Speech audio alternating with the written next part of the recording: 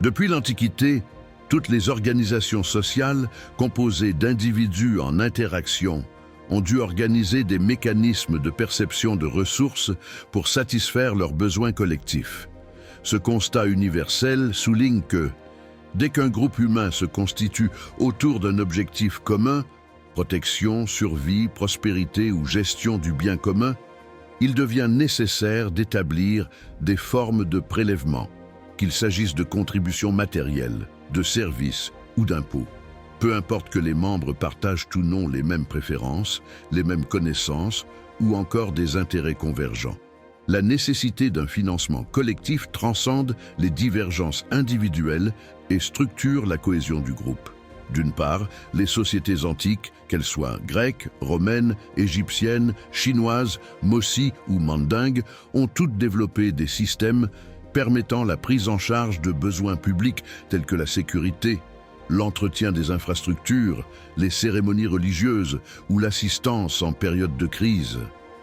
Ces opérations de perception successives n'étaient pas toujours formalisées dans le sens moderne du terme, mais elles répondaient à une logique fonctionnelle, garantir la stabilité de la communauté. Ainsi, la contribution exigée aux membres du groupe n'était pas seulement un devoir, elle constituait un élément de participation à la vie collective. D'autre part, l'existence même de ces prélèvements révèle que la coopération au sein d'une société ne peut reposer uniquement sur la spontanéité ou la générosité des individus. Les différences d'intérêts, de ressources ou de préférences rendent indispensable l'instauration de règles organisées.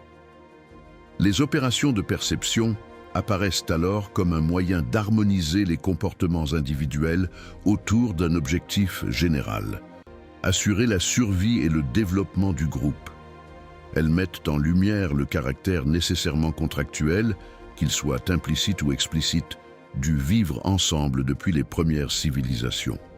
Cependant, si la nécessité du financement collectif est constante, les modalités de perception varient selon les cultures, les époques et les structures politiques. Certaines sociétés privilégiaient des contributions en nature, d'autres des prestations en travail ou encore des taxes monétaires. La diversité des systèmes n'atténue pas la permanence de la logique sous-jacente.